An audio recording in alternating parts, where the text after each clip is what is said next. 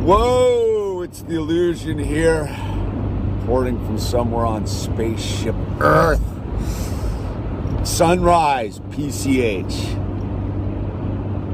Dude, I was listening to some Eckhart Tolle.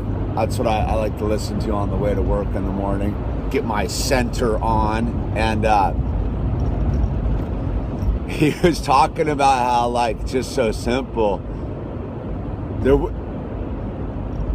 You will no longer suffer when you decide there is no need to suffer. I was like, dang, that is just so simply profound, right? Like, isn't that the truth, though, man? Because I was rolling down. I don't really feel like I was that excited to get up. But then, you know, I get all fired up because I got Owl and we hang out and play for a little bit before work and had some coffee with the hologram and discussed going to the Minigrams recital tonight. And then I was cruising down the hill and I was stuff fired up, dude. Like, right on, man. It's gonna be a good day. And you know, I don't know why today is any different than yesterday, except perception, right? There's been some pretty trippy perception examples going on around me. The other day, Monday at work, the one dude I worked with, we were like, boom, it was like lunch all of a sudden, and then it was time to go home all of a sudden. Like, our day just disappeared. And then the next day we were talking, and Sam, they call him the corn pest, we found out. Sam was like, yesterday was the longest day ever. And we were like, whoa, there it is. One man's super short day is another man's longest day ever, because it's all based upon perception. Like, time really is just some lie we've been given to, some made up thing to keep us trapped in the terrestrial world. Like, time makes us suffer, right? Time is another tool to make us suffer because we think we need to be here, there, by, then, and when, right? When you will always be where you are when you're supposed to be there. I'm pretty good with that whole concept. And it's weird. At some point in my life, I just decided I was not going to be late. Right? I'm not going to be late. So I'm generally not late. I'm a really very punctual person. But I'm not one who likes to get there early either. I don't like that. I just like to be on time. And so I have a pretty good grasp of space. So I know when to leave and how to get there on time. But there's also moments where it just happens. I don't have anything to do with it. Like, think I'm gonna be late somewhere, and I'll just surrender in that thought and be like, all right, gonna be late, whatever, right? Because you can't be late. I am right. You were always right where you're supposed to be when you're supposed to be there. But it is in that moment when I surrender to the timelessness of my reality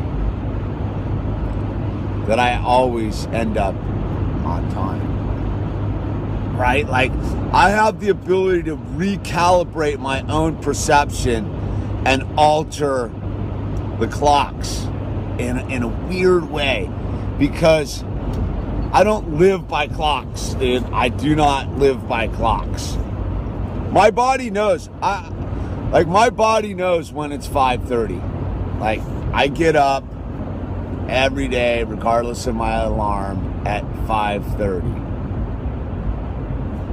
It's just what it is. My body knows when it's about to be 11 o'clock. It's lunchtime. My body knows. My body's fully in tune with the sun and its movements and the rhythm of the day. That's one of the the cool things about having a rhythm. I don't know what I'm really talking about, like suffering, because suffering is all based upon our choosing to suffer. And people go like, but I've had horrific things happen to me and this and that. Like, I get it. Like, we gotta go down that pipeline. Like, I've been very fortunate in life and not a lot of weird things have happened to me. But that said, and the but, one of the most weird words ever to use, because that's a disqualifier. Disqualifier, I forget. Anyway, I'm drifting. I was just marveling of how truly optional suffering is in this life. And that the minute we shift our perception, we no longer are in a place of suffering. And it's usually because, we think of we don't have enough. Don't have enough time, don't have enough money, don't have enough stuff.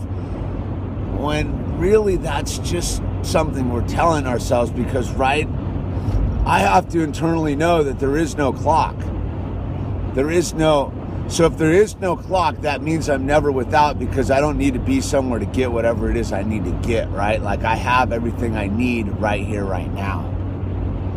And that's a radical concept to grasp sometimes.